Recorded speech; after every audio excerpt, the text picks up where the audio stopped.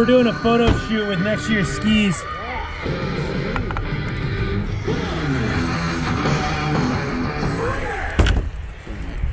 Oh, sorry. What do you think, Bob? I'm excited. Yesterday I was keeping them on. I just really like this. No, it's new. Hey skiers, I'm Jeff from SkiEssentials.com. I'm Bob. How are you? As promised, this is our first 2021 ski review of the 2020 year. Yeah, it's mid-January right now. Yes. Already talking about next year. So yeah, as we mentioned in the last ski review that we did, that was likely going to be the last 2020 review. We're now on to 2021 skis. I should gesture over there because Bob is sitting next to the brand new 2021 Nordica Enforcer 100. Pretty big deal, new Enforcer. You know, it's been leading the charge, so to speak, in the kind of 100 millimeter all mountain category for 5 years now. I think 5 or 6 years. And it's gone unchanged throughout that time. Of course, if you follow our channel or if you're familiar with skis and equipment in general, you know that there is now a wide range of Enforcers from 88 all the way up to 115, which we've talked a lot about, and we've done a lot of reviews on all the different models. And in fact, it wasn't long ago that we did a 2020 Enforcer 100 review. Right. In fact, it was just about a month ago. So pretty exciting. We have brand new Enforcer 100. And basically what happened, and the best way to think about this ski is Nordica took their experience and everything they learned over the past 5 years. They knew they had a good ski, obviously. Sold a ton of them and people love it. But they basically took what they learned, took some tweaks that they've put into other skis, and kind of reapplied those to this new Enforcer 100. So it's very similar. It is a very, very similar ski. The goal is the same thing. Essentially, the goal of this ski is to maintain everything we love about the Enforcer. Its power, its stability, vibration damping, all that stuff. But make it a touch more forgiving, a touch more approachable. You know, we've mentioned that it's because it's such a popular ski, it's something that you sometimes will see a more intermediate level skier or somebody that maybe shouldn't be on it. More approachable for those less aggressive skiers now. That's kind of the goal. And how did they do that? So we'll kind of summarize the changes to the ski in construction and shape. Again, these are all pretty subtle changes, but subtle changes can add up to a different feel. Basically, the construction of the ski, if you're familiar with the 88 and the 104, it largely follows those trends. So we get the carbon reinforced chassis in this new Enforcer 100. So basically what they're doing is they're integrating carbon into the fiberglass chassis of the ski. Basically sheds weight while retaining torsional stiffness. We've had that conversation before with the 88 and the 104, so that same thing carries over. They also get what they call true tip technology.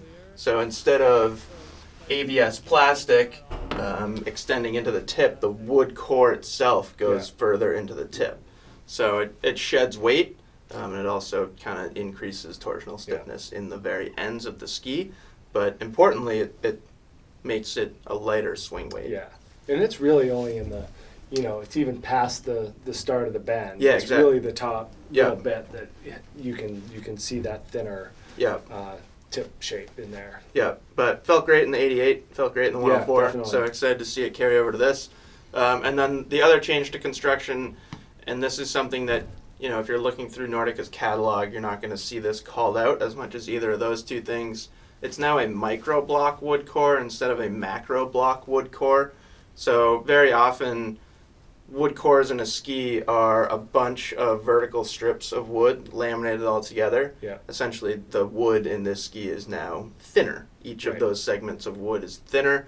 And basically, the simplest way to think of that is it allows the engineers and allows Nordica to kind of get more specific with how they're tweaking the flex pattern in the ski. So pretty cool. Those are all the changes to construction. Like I said, pretty subtle. It's still wood core, it's still 2 sheets of metal, it's still basically all the things that we identified with the Enforcer are still there. It's just getting these construction updates. And then there's a different size range now too. So the previous Enforcer had 4 different lengths to choose from. And I think a lot of skiers often felt in between those lengths. Yeah. So there was a 169, a 177, 185, 193. Yeah. And I think it was specifically that jump from 169 to 177 and then to 185. Like a lot of people felt like they were falling in between sizes. There's now 5 different lengths to choose from. So 165, 172, 179, 186, which we have here, Yep. and then a 191. So having that 5 lengths instead of 4, I think it's really going to help people. Yeah, definitely. Like having a Yeah. 172 and a 179 feels great. Yeah. Instead of having a 169 and then 177. So those are the big changes. Another thing that's really cool that they did to this ski, and I think this is kind of like a theme that you're going to see through 2021, at least with certain brands. And the certain ski in that kind of 100 all mountain Definitely. ski. But they have, each length is a little bit different. Yeah. So the core thickness of each length is different. It's kind of custom engineered to match that length. And then the rocker camber profile is also different for each length. Right. So you get a proportionate amount of rocker and camber based on each length. So they're all, it's gonna have more consistent performance through all lengths than they ever had before. So that's it. Those are the changes to the Enforcer. Unfortunately, I might look comfortable in this chair, but I'm still recovering from clavicle surgery. Thankfully, I'll be out on snow pretty soon, but I wasn't able to test this one, which was probably like the first ski that really was tough to not be able to get out and test. But Bob, you've been skiing it for the past like 5 days now. Yep. So what do you think? Well, we got it all here at Stowe. We got, our first snowy week last week, so that kind of built up towards the end. And then just this crazy thaw we just had, 55 and raining for a day and a half. So conditions went from soft and just fluffy to spring and then froze and back to ice. Yeah. So actually great testing conditions, if you want to take a silver lining out of it. But definitely in that soft snow, I was interested to see how these changes would affect the ski. And like I could feel the lightness of the tip. Yeah. And whether it's that true tip or whether it's that different core thickness for the 186, like for me personally, like I would take a 191. That change in the size is good for someone like me. Sure. I felt the 193 was a little long, but the 185 was a little short. So, I'm the type of skier that benefits from that size gap change. But in that 186, I felt like it was a lot more smooth, engaging the turn and getting around the turn. So better swivel to it in the soft snow. Yep. We didn't have quite the snowpack in the woods, but so I was a little more cautious, but still was super quick. I was always impressed with the quickness of these skis for having the build that they have. So Yeah, and would you say quicker now? quicker now. Yeah. I would say that. You bet.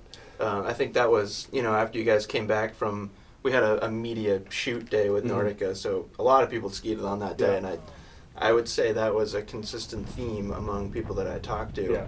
And, we were going as far as saying, is there more tail rocker in it? Right. Because it was a noticeable difference Yeah. in those swiveling, pivoting turns. But turns out it's more of a benefit of the swing weight than anything else. Right. And then that soft snow continued through the weekend. It was wet, spring-like. It definitely got in some moguls and Yep. and like that. And then when it froze up yesterday, that's kind of where this 100 millimeter width will find its limit. Is you just needed something narrower with more torsional stiffness. Sure. That's that there's nothing more to say about it. But for 100, with that 2 sheets of metal, you can't do much better. Yeah, and I think that's I'm really glad that you had that day. Yeah. Because I feel like if we didn't have that day, we wouldn't have Yeah. been able to test that Nordica claim of Right. we're trying to retain everything that Yeah. we got in the previous ski but make it more forgiving. Yeah. So edge grip, power, stability, all Yep. that stuff, all Yeah. still there. Tons of confidence. It's Awesome. you can push this thing no problem. It has that same Enforcer feel like it's always had. Yep. But would I rather had something narrower yesterday? You bet. Sure. That's just the way it goes. But I know today you skied in Enforcer 88. Yep. It was great Enforcer 88 day. So And that's just, that's yeah, just a nod to the versatility of the whole line in general now. Right. It's, the particular ultra firm boilerplate day where Yeah. you start to feel a limitation of width more than Right. anything else, you now have a narrower Enforcer for those days. Right. So kind of cool. But I'm super glad to hear that this ski retained that yeah, power. yeah,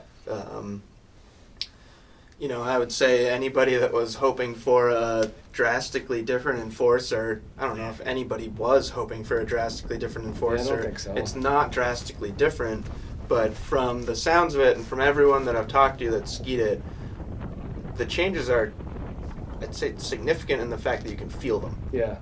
I think a lot of it has to do with the fact that they're making the ski lighter feeling, Yes. but not losing the power. Yeah. So that's kind of what we see with these higher end skis, like a Stokely or a Kesley, where they're like, is it that much better? And it's like, well, it's as good, but it doesn't weigh as much. Yeah. So whatever they put into the ski to make it to have that personality, that's what I felt with this, is that it's not losing the power, but it's just doing it in an easier to use setup. And I think that's what they were going for.